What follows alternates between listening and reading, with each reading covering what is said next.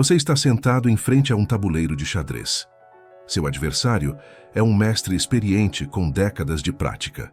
Você pensa cuidadosamente por 10, 15 minutos sobre seu próximo lance. Finalmente, executa o que considera sua melhor jogada, fruto de cálculo profundo e análise cuidadosa. Seu oponente olha para o tabuleiro por exatos 2 segundos e responde: não está adivinhando, não está sendo imprudente. Ele viu tudo o que você viu, calculou todas as variantes que você calculou e chegou à resposta correta em menos tempo do que você leva para amarrar seus sapatos. Você começa a suar.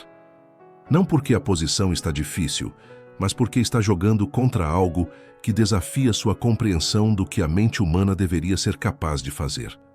Esta é a história real de Viswanathan Anand, o menino de Madrás que não precisava pensar para vencer. E sua história vai mudar a forma como você entende talento, velocidade mental e os limites do cérebro humano. Todos nós enfrentamos a crença de que maestria exige tempo, que para ser realmente bom em algo complexo, você precisa de anos, talvez décadas de estudo meticuloso, prática dolorosa, erros acumulados. O xadrez sempre foi o exemplo perfeito dessa crença. Grandes mestres passavam horas analisando uma única posição. Partidas importantes duravam 6, 7, 8 horas. O jogo era sinônimo de paciência infinita, reflexão profunda, tempo deliberado. Essa era a regra absoluta. Até que apareceu uma criança indiana que olhou para essa regra e a ignorou completamente. O problema que o jovem Anand representava era filosófico antes de ser esportivo. Como alguém pode jogar xadrez de alto nível em velocidade que parece impossível? Como o cérebro pode processar todas as variantes complexas, todas as possibilidades táticas, todas as sutilezas posicionais em segundos, quando outros grandes mestres precisam de minutos ou horas? Isso viola tudo o que sabíamos sobre cognição humana, sobre como o pensamento funciona. E, no entanto, estava acontecendo, na frente de centenas de testemunhas, de forma consistente, de forma devastadora. A solução que Anand representava não era técnica, era quase biológica. Ele tinha desenvolvido ou nascido com uma forma de processamento mental que funcionava em frequência diferente.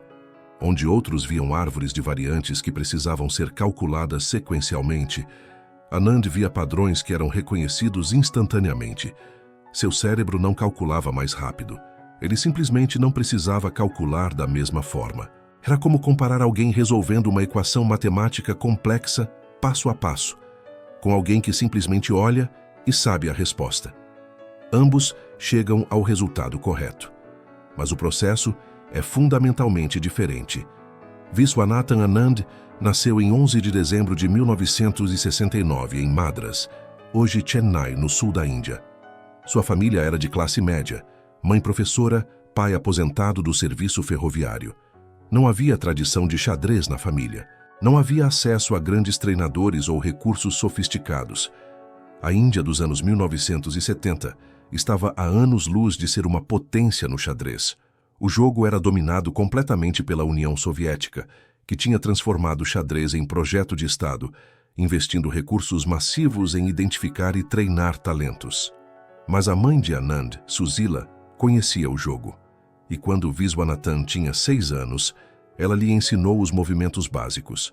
O que ela não sabia era que estava despertando algo extraordinário. Anand não apenas aprendeu as regras, ele as absorveu de uma forma que parecia sobrenatural. Desde o início, sua forma de jogar era diferente. Ele não precisava pensar longamente, simplesmente via o lance correto. Aos 12 anos, Anand já era uma lenda local em Madras. Ele frequentava o Tau Chess Club, um dos principais pontos de encontro para enxadristas na cidade. Os frequentadores eram adultos, muitos deles jogadores fortes, alguns campeões regionais. Quando viram aquele menino magro e baixo entrando, muitos sorriram condescendentemente. O sorriso morria rapidamente. Anand tinha um hábito que perturbava profundamente seus adversários. Ele frequentemente nem se sentava completamente. Fazia sua jogada, levantava-se, caminhava, observava outras partidas acontecendo ao redor e voltava apenas para responder instantaneamente ao lance do oponente. Não estava sendo desrespeitoso. Simplesmente não precisava do tempo. Enquanto seu adversário gastava 10, 15, 20 minutos pensando, Anand respondia em segundos. O efeito psicológico disso era devastador. Os adversários entravam em colapso mental, não porque Anand estava fazendo lances ruins que poderiam ser punidos, mas porque estava fazendo lances corretos, profundos, que levavam em conta todas as complexidades da posição em uma fração do tempo. Isso gerava uma sensação de inferioridade absoluta. Se ele pode ver tudo o que eu vejo em 2 segundos, enquanto eu preciso de 15 minutos, o que mais ele está vendo que eu não vejo? Esse pensamento corroía a confiança. Os erros começavam. E Anand punia sem piedade. Rapidamente, Anand ficou conhecido como o Raio de Madrás. A notícia sobre o menino que jogava como se estivesse jogando blitz em partidas de torneio clássico começou a se espalhar. Mas fora de Madrás, do sul da Índia, poucos levavam a sério. Afinal, a Índia não tinha nenhum grande mestre. Não tinha tradição competitiva internacional. Como poderia produzir um talento genuíno de nível mundial? Anand enfrentava obstáculos que jogadores soviéticos ou europeus nem imaginavam. Não tinha acesso à literatura enxadrística moderna em quantidade. A maior parte dos livros importantes estava em russo e não era traduzida. Não tinha computadores de xadrez, que já começavam a aparecer no Ocidente. Não tinha treinadores de elite. Não tinha sparring partners de alto nível para praticar. Estava essencialmente sozinho, desenvolvendo seu talento no vácuo. Mas isso, paradoxalmente, pode ter sido sua maior vantagem. Sem acesso aos métodos tradicionais de estudo e preparação que dominavam o xadrez soviético, Anand desenvolveu seu próprio método. Um método baseado quase inteiramente em intuição, reconhecimento de padrões e velocidade de processamento. Ele não memorizava longas linhas de abertura, simplesmente entendia os princípios e improvisava. Não analisava finais por horas, simplesmente via qual era a jogada certa. Aos 17 anos, em 1987, Anand chocou o mundo do xadrez ao vencer o Campeonato Mundial Juvenil. Esse torneio reunia os melhores jogadores sub-20 de todo o planeta, incluindo vários prodígios soviéticos que tinham sido preparados desde crianças pelo sistema estatal mais sofisticado de treinamento de xadrez já criado. E Anand os venceu. Não foi sorte, foi dominação. Mas o que realmente deixou especialistas boquiabertos não foi apenas que ele venceu. Foi como ele venceu. Em partidas que normalmente duravam 4, 5, 6 horas, Anand terminava tendo usado apenas 15 ou 20 minutos no relógio. Isso simplesmente não acontecia no xadrez de alto nível. Era algo nunca documentado antes. Os adversários usavam 4 ou 5 horas. Anand usava 15 minutos e vencia. Comentaristas e analistas ficaram perplexos. Começaram a questionar se Anand estava realmente calculando tudo ou se estava apenas adivinhando com muita sorte. Mas as partidas, quando analisadas depois, mostravam profundidade tática e compreensão posicional impecáveis. Ele não estava adivinhando, estava vendo. De alguma forma, seu cérebro processava em segundos o que outros cérebros igualmente brilhantes processavam em minutos. A comunidade científica começou a se interessar. Neurocientistas queriam estudar Anand. Como exatamente seu cérebro funcionava diferente? Estudos posteriores com ressonância magnética funcional mostraram algo fascinante. Quando grandes mestres normais olham para posições de xadrez, múltiplas áreas do cérebro se ativam, incluindo áreas associadas com cálculo, memória de trabalho e planejamento. Quando Anand olhava para posições, áreas diferentes se ativavam mais intensamente, particularmente aquelas associadas com reconhecimento de padrões visuais. Seu cérebro literalmente via o xadrez de forma diferente. Mas ter talento extraordinário não é suficiente para chegar ao topo absoluto. O mundo do xadrez profissional nos anos 1980 e 1990 era dominado por gigantes. Garry Kasparov, considerado por muitos o maior jogador de todos os tempos. Anatoly Karpov, ex-campeão mundial com estilo posicional implacável. Vladimir Kramnik, o jovem prodígio russo. Esses homens tinham recursos ilimitados, equipes de treinadores, décadas de preparação acumulada. Anand era um lobo solitário. Viajava frequentemente sozinho ou apenas com sua esposa Aruna. Não tinha equipe de analistas, não tinha apoio estatal massivo. Era, essencialmente, um exército de um homem contra máquinas bem oleadas. E essa solidão cobrava seu preço. Em torneios, enquanto seus adversários russos passavam as noites analisando com equipes inteiras, Anand analisava sozinho. Mas ele tinha algo que dinheiro e infraestrutura não podiam comprar. Tinha velocidade. E ele transformou essa velocidade em arma psicológica. Nos anos 1990, Anand começou a dominar torneios de ritmo rápido e blitz. Nesses formatos, onde cada jogador tem apenas minutos para a partida inteira, Anand era praticamente invencível. Ele vencia Kasparov, Karpov, Kramnik regularmente em blitz. Provava que sua velocidade não era superficial. Era profunda, real, sustentável. A verdadeira ascensão de Anand ao Olimpo do xadrez aconteceu quando ele fez algo revolucionário. Ele foi um dos primeiros grandes mestres a abraçar completamente a tecnologia de computadores. No início dos anos 1990, quando computadores de xadrez ainda eram relativamente primitivos, muitos jogadores de elite os viam com desprezo. Eram ferramentas para amadores, não para verdadeiros mestres. Anand viu diferente. Ele percebeu que computadores podiam compensar sua falta de equipe humana de analistas. Ele mergulhou em bases de dados eletrônicas, estudando milhões de partidas. Usou programas de xadrez para testar ideias rapidamente. Uniu sua intuição natural com a precisão analítica das máquinas. O resultado foi devastador. Ele mantinha sua velocidade de jogo, mas agora com preparação de abertura tão profunda quanto qualquer jogador russo. Em 2000, Anand conquistou o título de campeão mundial pela FIDE, vencendo um torneio eliminatório em Nova Delhi. Foi um momento histórico. Pela primeira vez, a Índia tinha um campeão mundial de xadrez. O país inteiro celebrou. Anand se tornou instantaneamente um herói nacional, recebendo honrarias do governo, aparecendo em capas de revistas, tornando-se embaixador do esporte. Mas havia um problema. O mundo do xadrez estava dividido. Kasparov tinha criado uma organização rival e reivindicava ser o verdadeiro campeão mundial. O título de Anand era questionado por alguns como inferior. Ele precisava provar que podia vencer no formato clássico de match longo, o teste definitivo de supremacia no xadrez. A oportunidade veio em 2007. Após anos de divisão, o mundo do xadrez finalmente se reunificou. Um torneio seria realizado no México para determinar o campeão mundial unificado indiscutível. Os 8 melhores jogadores do planeta competiriam. Anand estava entre eles, mas estava longe de ser o favorito. Muitos viam jogadores mais jovens como superiores. Anand dominou o torneio, venceu com uma rodada de antecedência. Não foi sorte, não foi porque seus adversários jogaram mal. Foi porque Anand jogou melhor. Ele se tornou campeão mundial unificado indiscutível e então teve que defender o título.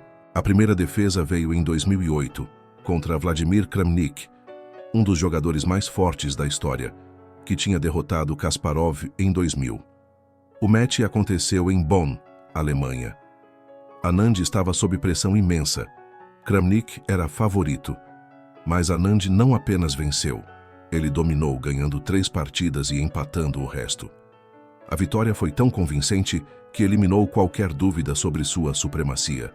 Em 2010, veio a defesa mais dramática.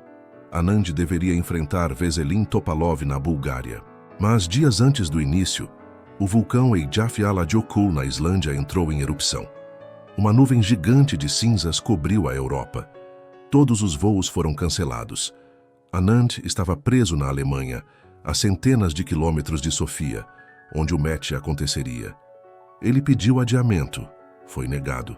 As regras eram claras. Se não aparecesse a tempo, perderia por WO. Anand e sua pequena equipe tomaram uma decisão desesperada. Alugaram um carro e dirigiram. Por 40 horas, atravessaram a Europa em uma van. Sem dormir adequadamente, sem descanso, comendo sanduíches na estrada. Chegaram a Sofia exaustos, apenas horas antes da primeira partida. Topalov estava descansado, em casa, preparado. Anand estava destroçado fisicamente, e ainda assim, ele defendeu o título com sucesso. Na partida final decisiva, jogando com as peças pretas que teoricamente têm desvantagem, Anand venceu de forma brilhante. Foi uma demonstração de força mental e resiliência que transcendeu o xadrez. Ele provou que verdadeira maestria não é apenas sobre talento, mas sobre caráter. Em 2012, Anand defendeu novamente, desta vez, contra Boris Gelfand. O match foi para desempate rápido após empate no clássico. E em jogos rápidos, Anand era o mestre absoluto. Ele venceu com autoridade. Durante 6 anos, de 2007 a 2013, Anand foi campeão mundial indiscutível. Ele tinha chegado ao topo absoluto, mas mais importante que isso, ele tinha transformado completamente o xadrez indiano. Antes de Anand, a Índia tinha 0 grandes mestres. Hoje tem mais de 80. Ele inspirou uma geração inteira. Crianças em todo o subcontinente começaram a jogar xadrez porque queriam ser como Anand. Em 2013, Anand finalmente perdeu o título para Magnus Carlsen, o jovem prodígio norueguês. Tentou reconquistar em 2014, mas perdeu novamente. Muitos esperavam que ele se aposentasse. Afinal, já tinha 45 anos. No xadrez, isso é considerado velho. A maioria dos campeões mundiais atinge o pico na casa dos 20 ou 30 anos.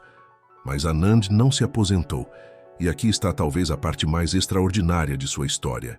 Ele continuou competindo no mais alto nível, e não apenas competindo, mas vencendo.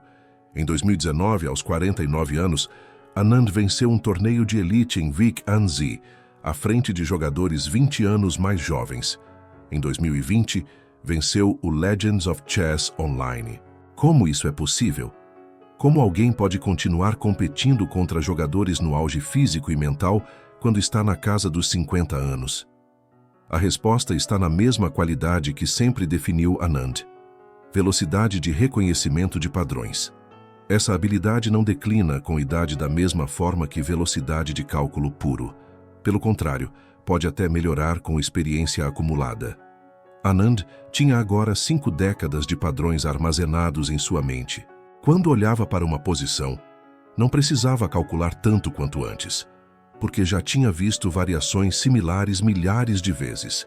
Sua biblioteca mental era tão vasta que a maioria das posições que apareciam no tabuleiro tinha algum paralelo em sua experiência. Ele ainda jogava rápido, mas agora a rapidez vinha não apenas de processamento veloz, mas de sabedoria acumulada. A história de Viswanathan Anand nos ensina algo profundo sobre talento e maestria. Ele prova que não existe apenas um caminho para a excelência. Enquanto o método soviético enfatizava preparação meticulosa, memorização massiva e análise profunda, Anand mostrou que intuição, velocidade e reconhecimento de padrões podem ser igualmente ou até mais efetivos. Ele também nos ensina sobre adaptação. Quando percebeu que precisava de mais preparação em aberturas para competir no mais alto nível, ele não tentou competir com equipes russas inteiras. Em vez disso, abraçou tecnologia. Quando perdeu o título para Carlsen, não se aposentou amargurado. Continuou evoluindo, continuou competindo, continuou vencendo. Talvez a lição mais importante seja sobre quebrar barreiras. Anand vinha de um país sem tradição no xadrez de elite. Não tinha os recursos que seus competidores tinham. Não tinha o apoio institucional. E ainda assim, chegou ao topo absoluto e permaneceu lá por anos. Ele provou que talento genuíno, quando combinado com trabalho duro e adaptabilidade inteligente, pode superar qualquer desvantagem de infraestrutura ou tradição. Hoje, quando você vê uma criança indiana jogando xadrez, isso é o legado de Anand. Quando você vê a Índia competindo de igual para igual com Rússia, Estados Unidos e Europa em Olimpíadas de xadrez, isso é o legado de Anand. Ele não apenas se tornou campeão mundial, Ele transformou a geografia do xadrez mundial. E a velocidade? A velocidade que desafiava a explicação? Ela continua. Em torneios online de Blitz, mesmo aos 50 e poucos anos, Anand continua sendo um dos jogadores mais rápidos e mais perigosos do planeta. Continua fazendo em segundos o que outros fazem em minutos. Continua provando que algumas mentes simplesmente operam em frequência diferente. A história de Viswanathan Anand é a prova de que os limites que acreditamos serem absolutos frequentemente são apenas convenções que ninguém ainda desafiou. Ele olhou para o xadrez, que por séculos tinha sido sinônimo de pensamento lento e deliberado, e perguntou: e se não precisar ser assim? E então provou que não precisava.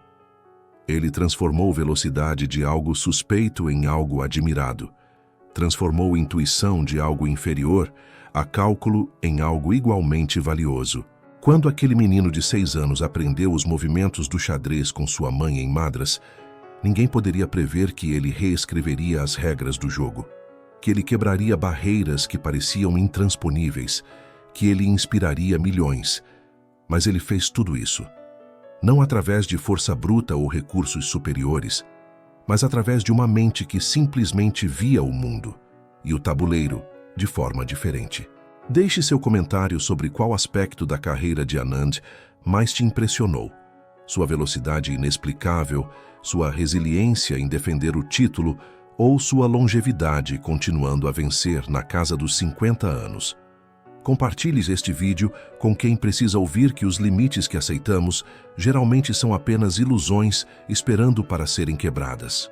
Nos vemos na próxima história das 64 casas que mudaram o mundo.